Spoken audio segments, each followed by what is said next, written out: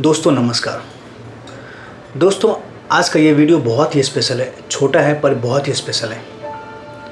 दोस्तों एक छोटी सी कहानी की मदद से आपको ये बताने की कोशिश करूँगा कि कांग्रेस पार्टी का सोच इस देश के लिए क्या है और बीजेपी पार्टी यानी मोदी का बीजेपी पार्टी का सोच इस देश के लिए क्या है। एक छोटी सी कहानी है। एक बार एक औरत का बच्चा गुम हो जाता है।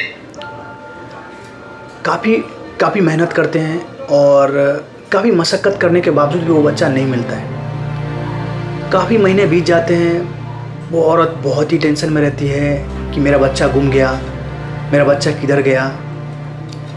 बहुत कोशिश करने के बावजूद भी और काफ़ी महीने बीत जाने के बाद भी वो बच्चा नहीं मिलता है। लगभग 6-8 महीने बीत जाते हैं। उसके बाद जाकर के किसी के यहाँ से ये पता चलता है कि आपका बच्चा किसी और के यहाँ है और हमने उसको देखा है। वो औरत को खुशी होती है कि मेरा बच्चा मिल गया। वो तुरंत अपने परिवार के साथ उस परिवार के पास मिलने के लिए जाते हैं और बताते हैं कि ये जो बच्चा है वो मेरा बच्चा गुम गया था। बहुत शुक्रिया कि आपके पास मेरा बच्चा है। मुझे तो लगा कि मेरे बच्चे के साथ कुछ अनहोनी हो गया, पर इसके लिए बहुत शुक्रिया कि आप मेरे बच्चे को इतने महीनों से संभाल कर रखें। तो उन्होंने बताया कि ये बच्चा मेरा है, आप मेरा बच्चा दे दीजिए। वो फैमिली ने बच्चा देने से मना कर दिया। बोला कि ये बच्चा आपका नहीं, ये बच्चा मेरा है। माँ बहुत नाराज़ होती है और दुखी भी होती है कि कितने महीनों बाद बच्चे को देखने को तो मिला, पर मैं बोल रही हूँ कि बच्चा मेरा है, पर ये लोग मना कर रहे हैं बच्चा आपका नहीं है।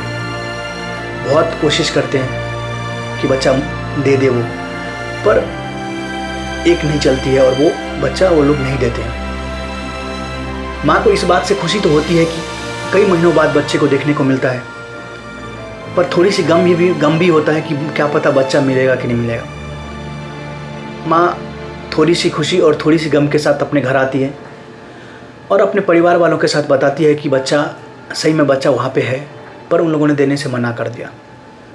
दोस्तों परिवार में सब बैठ करके ये डिसीजन लेते हैं कि हमको राजा को ये चीज़ बताना चाहिए, अपने राजा को, कि मेरा बच्चा उसके पास है पर वो देने से मना कर रहे हैं। यही होता है। राजा के पास वो फैमिली जाती है और पूरी कहानी बताती है कि मेरा बच्चा ऐसे गुम गया था, कई महीनों बाद वो किसी और फैमिली के पास है पर वो देने से मना कर रहे हैं। राजा अपना डिसीजन बनाता है और बैठक करने के लिए घोषणा करते हैं कि हाँ, बैठक में इस चीज़ के बारे में डिस्कस होएगा। फिर उस फैमिली को भी इन्फॉर्म किया जाता है जिसके पास वो बच्चा होता है। जब उस फैमिली को सूचना मिलती है कि आपको राजा के दरबार में आना है, उस बैठक में शामिल होना है, तो वो फैमिली भी आती है और जिसका बच्चा होता है वो फैमिली भी आते हैं। दरबार में बैठक होता है और बैठक में बहुत देर तक ये चीज़ का डिस्कशन होता रहता है कि ये बच्चा किसका है। पर दोनों औरत, जिसका बच्चा होता है वो भी बोलती है कि ये बच्चा मेरा है, और जिसके पास बच्चा होता है, जिसका बच्चा होता नहीं है, बस उसके पास होता है बच्चा, वो औरत भी बोलती है कि नहीं ये बच्चा मेरा है। ये झूठ बोल रही है कि ये उसका बच्चा है।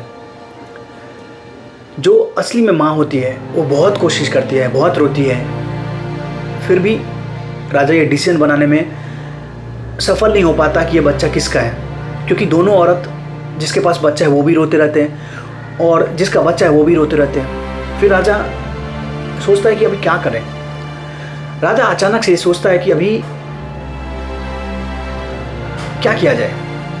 जब राजा अपने सैनिक को आदेश देता है कि तलवार लेके आओ, सैनिक तलवार लेके आता है और बोलता है कि इस बच्चे को काट देता हूँ, बीच से काट देता हूँ, आधा तुम ले लेना और आधा तुम ले लेना। जैसे ही वो राजा बच्चे को काटना शुरू करता है कि जो रियल में जो ओरिजिनल माँ होती है वो रोक देती है, बोलती है प्लीज़ रुक जाइए, आप बच्चे को मत काटिए, और रोने लगती है। कोई बात नहीं, मुझे बच्चा मत दीजिए, आप उसी को बच्चा दे दीजिए, मुझे बच्चा नहीं चाहिए, पर आप इसको मत काटिए। जो सही में माँ होती है वो रोने लगती है और बच्चे को काटने से मना कर देती है। पर जिसके पास बच्चा होता है वो रोती तो है, पर ये नहीं बोलती कि मत काटो। राजा तुरंत उस बच्चे को काटने से बंद कर देता है। और वैसे ये बच्चा को काटना नहीं चाहता था राजा, बस राजा जानना चाहता था कि ये रियल में किसका बच्चा है, क्योंकि डिसीजन पे नहीं आ पा रहा था। राजा ने तुरंत डिसीजन बनाया और जिसका बच्चा था बोला कि तुरंत बोला कि जिसके पास बच्चा तो तुम्हारा बच्चा नहीं, ये उसका बच्चा है।